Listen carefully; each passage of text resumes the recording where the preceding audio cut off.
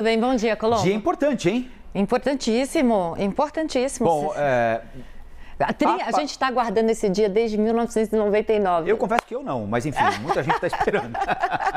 Agora, a demanda principal, pelo menos aquela que publicamente foi mais discutida, era a demanda apresentada por determinados governadores, né? Que estavam temendo não só perder a arrecadação, alguns deles até admitiram que iam perder mesmo e fica por isso. Segue, vamos em frente, mas é a capacidade de arrecadar, é a autonomia para arrecadar, para não depender da boa vontade do presidente de plantão, do ministro da Fazenda de plantão, do Congresso de plantão, para conseguir verba que hoje eles arrecadam. Né? Eles não queriam que ficasse com o governo federal esse conselho. Que é o que os governadores têm chamado de governança, né? do conselho que vai lidar com a arrecadação de tributos que são recolhidos no município, o ISS, e no estado, o ICMS, vão ser unificados. Né? Qual é o balanço que a gente pode fazer de tudo que aconteceu até agora, Elaine? Olha, Colombo, assim, pelo texto, assim, esses 5 impostos, só para a gente destacar aqui a importância deles, eles equivalem a metade de toda a carga tributária do país. É claro que não são só esses 5 que a gente tem outros, mas eles são os mais importantes, assim, né? Então a gente tem uma série aí de simplificações que devem ocorrer quando a gente tiver daqui 50 anos a total transição desse sistema da cobrança da origem para consumo. Né? Para o destino, exatamente, que vai ser no consumo. Eu queria destacar alguns pontos aí que são importantes aí do texto, claro. E alguns que mudaram aí.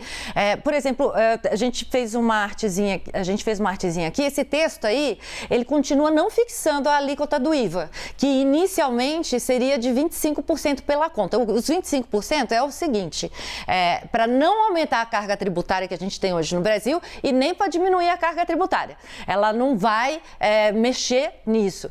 E 25% é alto, viu, Colombo? Porque seria um dos IVAs mais altos do mundo, porque a nossa carga tributária ela é alta porque a gente tem gastos públicos muito altos, mas isso aí é um outro assunto, né, para um outro momento.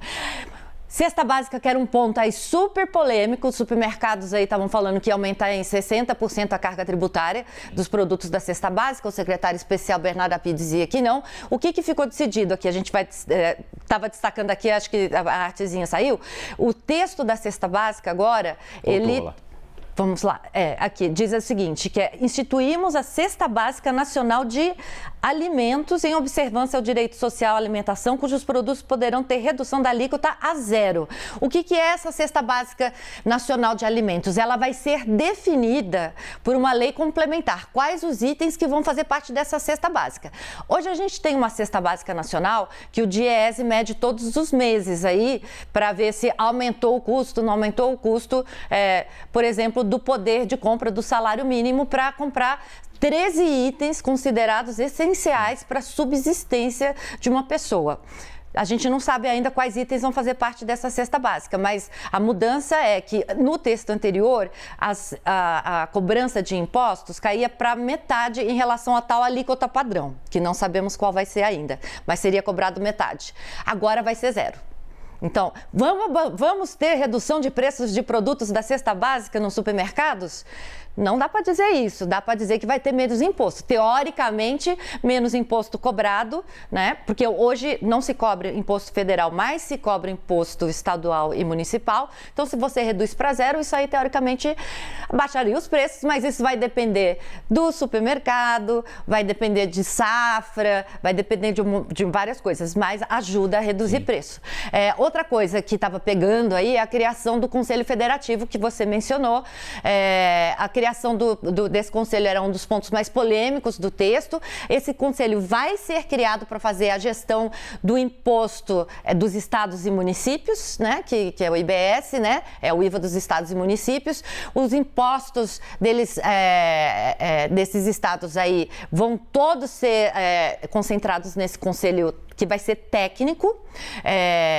Quem que vai fazer parte desse conselho? Seriam pessoas, segundo o texto do relator, pessoas indicadas aí pelos estados, técnicos indicados pelos estados e municípios. Esse conselho vai ter que fazer a administração, fiscalização, distribuição desses recursos, né? Então, enfim, saiu um pouco daquele medo de que o governo federal vai ter a mão mais pesada sobre os impostos estaduais e municipais, e eles agora poderão ter uma autonomia maior.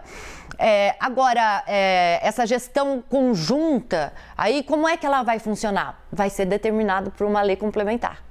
Esses detalhes ainda, né? Mas, enfim, porque a discussão é grande, né, Colombo? Sim. Tem muitos interesses. Que estado vai mandar mais do que o outro? Quais estados vão fazer parte, municípios que vão fazer parte desse conselho? Porque não vai poder ser todos os estados. A gente tem 27 estados, mais de 5 mil municípios. Imagina 6 mil pessoas, sei lá, no conselho. Vai ter que decidir isso, né?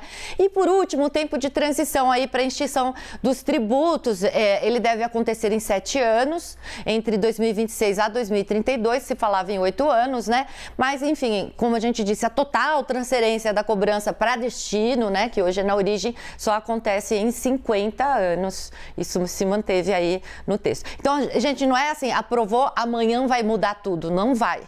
Vai demorar um tempo, é escalonado isso, enfim, vai ser feito bem aos poucos, que eu acho que é o ideal mesmo, que seja feito bem aos poucos para que tudo seja bem azeitadinho, né, Colombo? Um assunto importante. Nem fale. Bom, a votação provavelmente acontece hoje à noite, fim da tarde, começo da noite, a gente vai continuar acompanhando, porque o dia ainda vai ser de muita negociação, o texto está aberto ainda a mudanças. Isso, né? Mesmo. O presidente da Câmara e o relator falaram nisso.